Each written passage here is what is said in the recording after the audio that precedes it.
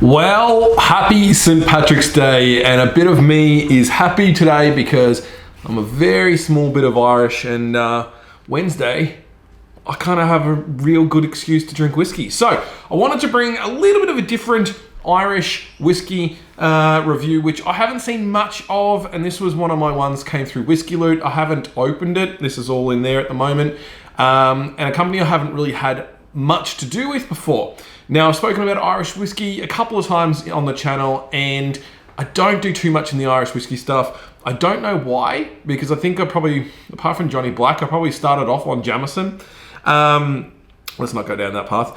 But I've got a lot of good, I've got a couple of good Irish whiskies in from Whiskey Loot. So I'm going to start going through a couple of them over the next little while. So this one is, let me just bring this up. This is a West Cork distillery. Now, it is a matured in bourbon and sherry casks. It's a 43% and it's a 12-year-old. So the mash bill is 100% malted barley. I said 12 years. And from my understanding, I think it's 12 years in the bourbon barrels. And I think I saw somewhere written down it's 110 days in the sherry casks. So a lot more people generally put a little bit longer in the sherry cask, so that'll be interesting to see where it comes from. Now, if you can find these, and I haven't been able to find it, Dan Murphy's is sold out, Nick's is sold out, all those places.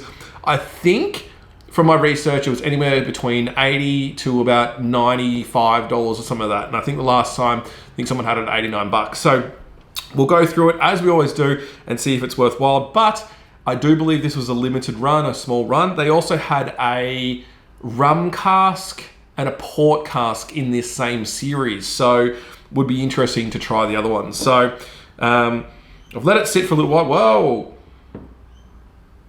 wow, you can get that sherry straight away.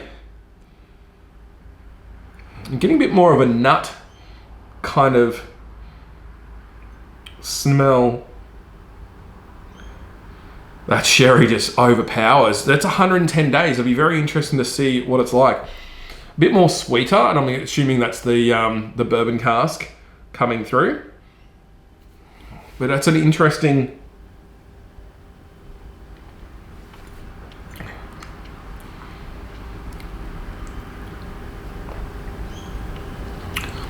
Tiny little bit of spice.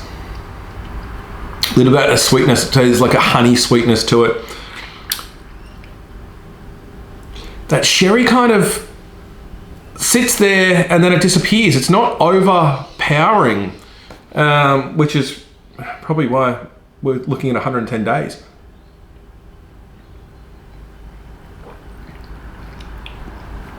If you were trying to get into a sherry cask or try something else, but you were really loving that bourbon barrel kind of whiskies, I think that this would be a really good avenue to move into. The problem is, I love my sherry casks and I love my port casks, and I don't think that this has been aged long enough in the sherry cask for this to really bring out what it could be. This is a very, I was nearly going to say perfect whiskey. It's not a perfect whiskey because it just doesn't give me enough of that punch of the sherry. This is a very, very enjoyable whiskey. It sits and lingers a long time. It's not oily or anything like that, but it sits and lingers for quite some time. It's got a very big fruity punch to it, but it's not big enough of what you would think it would. I don't even know if that makes sense to people watching this, but all I can say, if I could find this for $89, I would put this on my collection. I would love it to be higher than 43%. This would have been amazing at a cask strength maybe. That's where maybe the flavors are. I think it's balanced pretty well. Do I think it's the best bourbon sherry cask out there? Definitely not. But again, for sub 100 bucks, I'm giving this a pretty good rating just because of the price point and the quality behind that bourbon, the actual alcohol itself behind before it goes into the sherry cask would be pretty amazing and be interesting to see the flavors from that. So anyways, I hope you're enjoying your St. Paddy's Day like I am, and I'll catch you on the next one. See ya.